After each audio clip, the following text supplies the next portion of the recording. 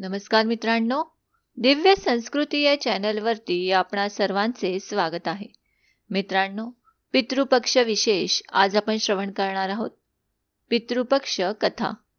मित्रांनो, पितृपक्ष सणाचा इतिहास फार प्राचीन आहे आणि त्याच्या उत्पत्तीबद्दल अनेक पौराणिक आणि ऐतिहासिक कथा प्रचलित आहेत.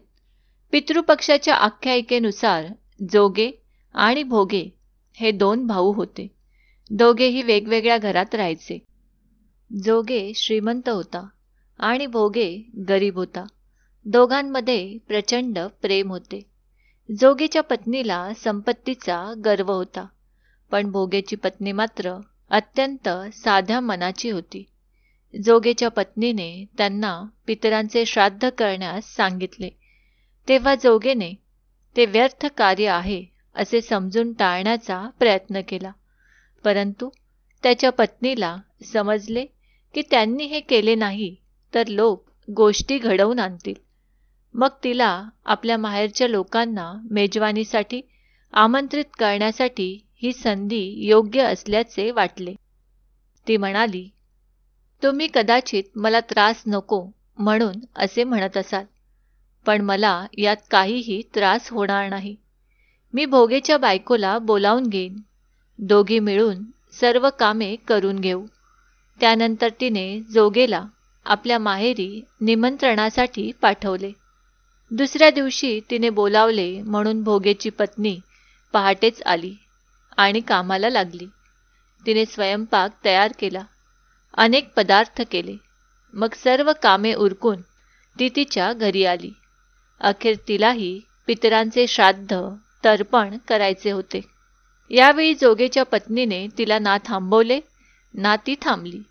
लवकरच दुपार झाली. पूर्वज जमिनीवर उतरले. जोगे भोगेचे पूर्वज आधी जोगेच्या घरी गेले तर बघितले की त्याच्या सासरचे लोक तिथे जेवणात व्यस्त आहेत. निराश होऊन ते भोगेच्या घरी गेले. तिथे काय होते? पूर्वजांच्या नावावरच अगियारी दिली होती. पूर्वज त्याची राख चाटून भुकेने नदीकाठी गेले. थोड्या वेळाने सर्व पूर्वज एकत्र आले आणि आपापल्या श्राद्धांची स्तुती करू लागले. जोगे भोगे यांच्या पूर्वजांनीही त्यांच्यासोबत घडलेले कथन केले. मग ते विचार करू लागले की भोगे सक्षम असता तर कदाचित त्यांना उपाशी राहावे लागले नसते, पण भोगेच्या घरी भाकरीही खायला नव्हती. हा सगळा विचार करून त्यांना भोगेची दया आली. अचानक ते गाणे म्हणत नाचू लागले. भोगेचे घर धनधान्य आणि संपत्तीने भरावे. संध्याकाळ झाली होती. भोगेच्या मुलांना खायला काही मिळाले नाही. त्यांनी आईला सांगितले, मला भूक लागली आहे. तेव्हा त्यांना टाळायचे म्हणून भोगेची बायको म्हणाली, जा, कुंड अंगणात उलटे ठेवले आहे. जा उघडून जे मिळेल ते वाटून घ्या, खा. मुलं तिथे पोचल्यावर काय बघितलं की टाकी धनाने भरलेली आहे. त्या आईकडे धावत धावत आले आणि सर्व काही सांगितले. अंगणात आल्यानंतर भोगेच्या पत्नीने हा सर्व प्रकार पाहिला. तेव्हा तिलाही आश्चर्याचा धक्का बसला. अशा रीतीने भोगे श्रीमंत झाला, पण पैसा मिळाल्यावर तो अहंकारी झाला नाही. दुसऱ्या वर्षी पितृपक्ष आला. श्राद्धाच्या दिवशी भोगेच्या पत्नीने 56 प्रकारचे पदार्थ बनवले. ब्राह्मणांना बोलावून श्राद्ध केले, भोजन केले, दक्षिणा दिली.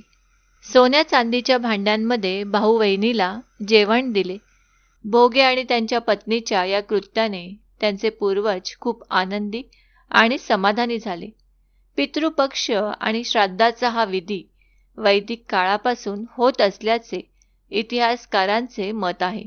प्राचीन काळापासून लोक हा सण आपल्या पूर्वजांच्या आत्म्याला शांती मिळावा म्हणून साजरा करत आले आहेत, कारण त्यांचा विश्वास आहे की पितरांना संतुष्ट केल्याशिवाय व्यक्तीला त्याच्या जीवनात यश आणि देवांची कृपा मिळू शकत नाही. तसेच मित्रांनो, पितृपक्षाशी संबंधित कर्णाची देखील एक कथा सांगितली जाते. महाभारत काळात द्वापार युगात श्राद्धाचा तपशीलवार उल्लेख आहे.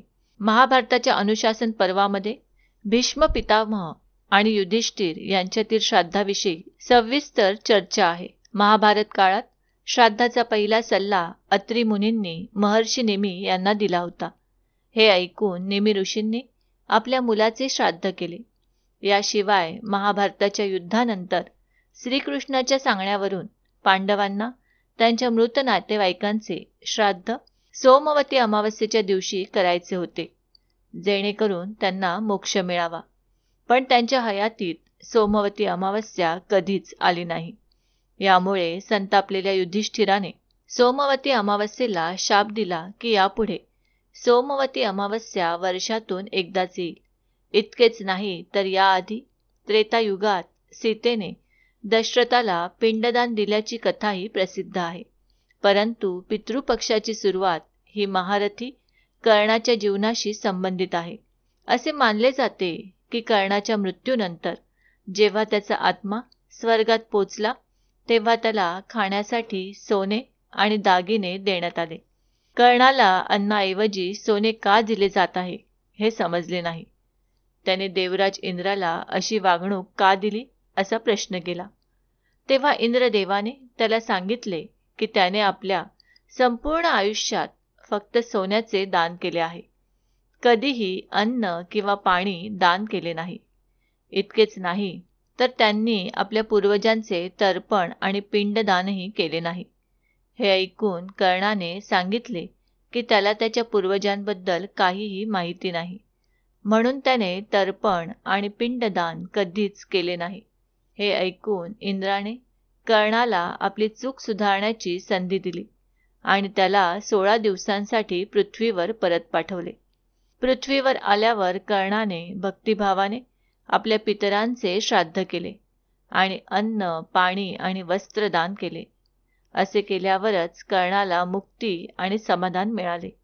पितरांना मोक्ष आणि समाधान दोन्ही मिळावे म्हणून हे 16 दिवस पृथ्वीवर पितृपक्ष म्हणून साजरे केले जाऊ लागले. श्राद्ध केल्याने मोक्ष प्राप्ती होते, तर पिंडदान व तर्पण केल्याने समाधान मिळते. असे मानले जाते की वडिलोपार्जित सर्व वैभवानंतरही पाण्याची कमतरता भासते. त्यामुळे पितर तहानलेले राहतात. त्यामुळे काळे तीळ मिसळलेले पाणी अर्पण केल्याने पितरांना विशेष समाधान मिळते. मित्रांनो, आम्ही अपेक्षा करतो की आम्ही सांगितलेल्या माहितीचा तुम्हाला सर्वतोपरी लाभ होईल. माहिती आवडली असल्यास ही माहिती तुम्ही मित्रपरिवाराबरोबर शेअर करा आणि अजूनही जर तुम्ही दिव्य संस्कृती या चॅनलला सबस्क्राईब केलं नसेल तर आमचे नवनवीन व्हिडिओ पाहण्यासाठी चॅनलला आजच सबस्क्राईब करा. धन्यवाद.